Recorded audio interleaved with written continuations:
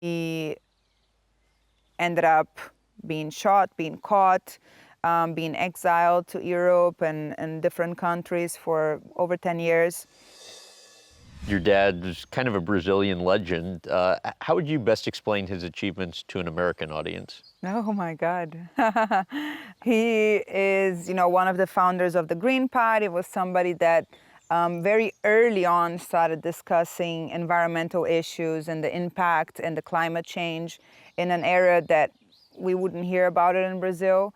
And he always fought for the minority. He was always into like more of the hard issues. So, and then he transitioned into going back to being a journalist, which he was always before and is now.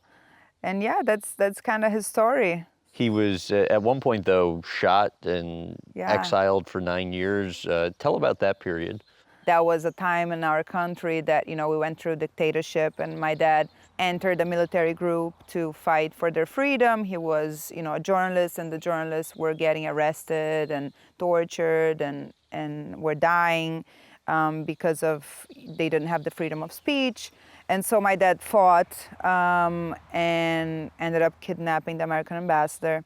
And with that, he ended up being shot, being caught, being exiled to Europe and different countries for over 10 years.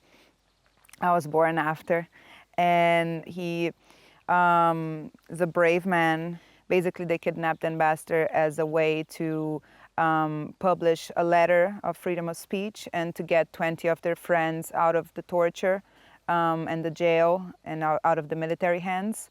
So yeah, he condemns the the act a little bit because it was violent. It had violence involved, but that was, the time we lived in. So, and then funny enough, I went to America and I lived there for 10 years, and He couldn't visit you. he could not visit me, and that was very hard. I'm so fortunate that then my career transitioned to Portugal because it was definitely a question mark. Like, I love the US, I work here, I might live here, but then what? My dad's never gonna see my life. He's never gonna see what I created for myself. And so there was always that kind of emptiness that I wasn't happy with. And he supported marijuana legalization, Yeah. gay marriage. Yeah. I understand that created challenges for you in school. Yeah, I was teased, I mean, there was always the concept that my parents smoked, and, so there were some friends that parents wouldn't want them to come to our house because they thought it was like always marijuana in our house, which was not the case. Yeah. But a lot of the things like gay marriage, like you said, yeah, a lot of the minority issues that he thought it was important that somebody looked for them and established laws that would include them in society in a sense. And you switched schools in part because people were giving you a hard time, right? Yeah, well, I didn't fit in, I think. I was very attached to my dad, and I was always very sensible to criticism, which, my whole life it's been like that. And yeah, kids at 10 years old, they're mean. Right. So your mom, a fashion designer, what do you think you learned from her? I don't know. I'm constantly learning from my mom. She's constantly reinventing herself, nowadays working with sustainability in fashion and in the fashion industry as a whole, and just always evolving. How would you best explain the role that she plays in your life? My mom is my best friend, probably. It's by far the person I speak the most, probably every day. She helps me with all my company financial stuff in Brazil. She does kind of like a bridge between me and my agencies. And now we work together on a new project, and that will be launched hopefully in a year or so. It's a company that I can't talk much about. But yeah, we're always connected. We disconnected at some point back in the day. And then once we reconnected and we reestablished our relationship, then yes, we've been together since. So your parents divorced when I think you're 11 or 12 years old. Yeah. How expected was it, and how did it affect you? Oh, it affected me a lot. We were brought into the living room. We were living in Ipanema at that time, and they told us, and I was devastated. I was really devastated. They told us, meaning you and your older Me sister? and my older sister, exactly.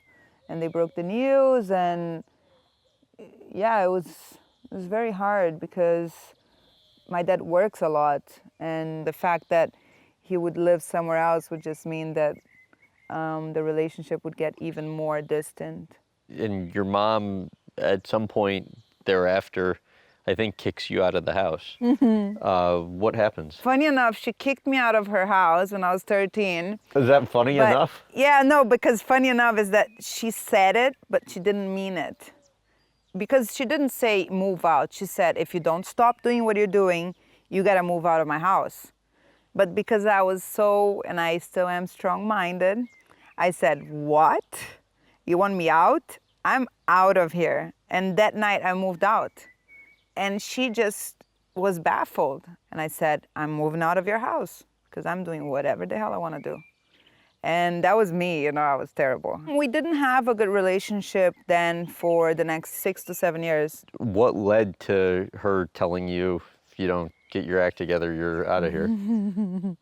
I used to lie a lot about going to school, but not going to school, about sleeping over at somebody's house, but going out partying somewhere else. And she just felt like she was losing control. And I agree with her. It must have been terrifying to lose control of a 13-year-old girl in Rio. She had all the reasons to be worried because, and first and foremost, I wasn't telling her the truth. So she has lost control over my education. And so you went to your dad's, and he would be gone from Tuesdays through Fridays every week. You'd be on your own. Yeah. What would you do? I'd surf. Yeah, so the lucky thing for me was that right when I moved to my dad's, I was soon introduced to surfing. And that path I was leading with my mom, kind of like still lost and just wanting to party and this and this. All of a sudden, I became completely immersed in learning how to surf. And yeah, most of the problems went away.